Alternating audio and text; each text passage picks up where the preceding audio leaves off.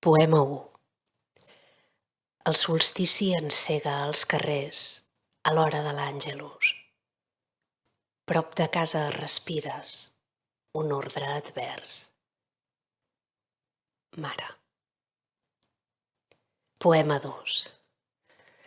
Et sento encara asseguda en una immensa fondària, desfent el fil que tenalla el darrer bri d'amor.